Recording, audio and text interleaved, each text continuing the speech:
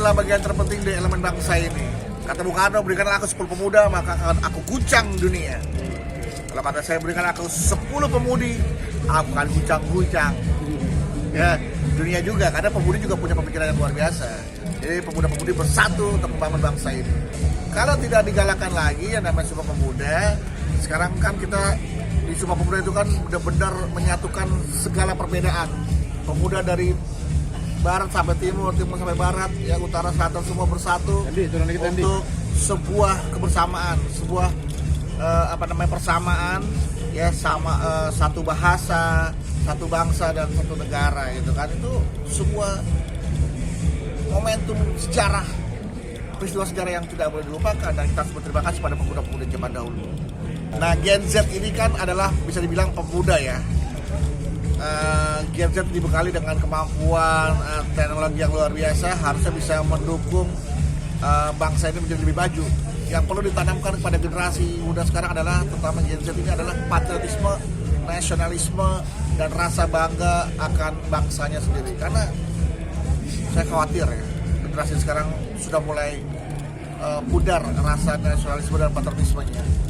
Saya khawatir bahkan ya mungkin banyak yang mencontohkan saudara-saudaranya pada lupa yang namanya Pancasila, nggak tahu itu yang namanya Undang-Undang Dasar 45, nggak tahu yang namanya apa lagi tuh 4 pilar kebangsaan, UUD, Pancasila. Pokoknya itu harus tuh ya, harus dipelajari dan benar-benar harus ditingkatkan lagi pengetahuan tentang kebangsaan atau PPKN lah minimal, pendidikan Pancasila dari warga negara ini untuk generasi muda. Alhamdulillah bulan ini semua terbayar.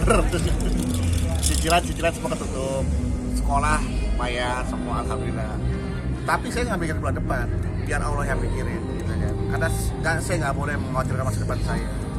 Saya nggak boleh yang namanya khawatir dengan masa depan saya, nggak boleh cemas akan rezeki saya ke depan, nggak boleh. Saya harus bersyukur dengan apa yang saya punya sekarang. Alhamdulillah sekarang saya bisa berjalan dengan ya kemarin juga berjalan dengan baik, karena pemerintahan aja saya jadi bingung gitu kan. Dan akhirnya alhamdulillah rumah juga nggak jadi dijual. Hasil yang ditutupi kemarin, dari mana biayanya?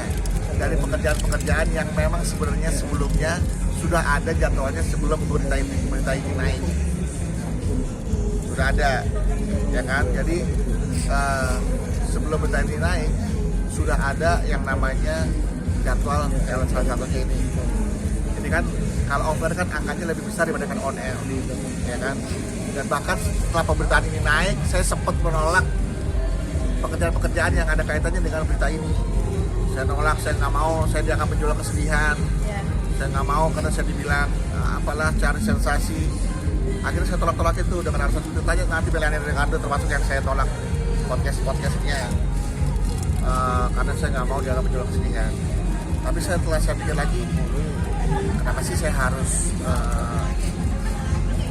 lemah gitu mentalnya, kenapa harus cengeng? Ya udah, hadapin aja lah. Toh sekuat apapun kita menjelaskan tentang diri kita, kalau pada dasar orang bukan suka atau benci sama kita, ya tetap aja dia akan benci.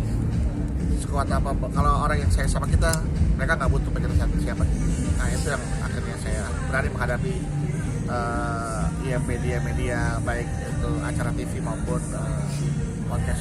Iya, ketika gue ngobrol sama seseorang, tiba-tiba, bang saya mau udah ikhlas bang, nggak pejabat aja yang bilang, astagfirullah lupa, gue tuh termasuk orang yang ikhlas dalam menerima segala sesuatu, ya kan, bahkan dalam bercandaan pun, dalam lawakan pun.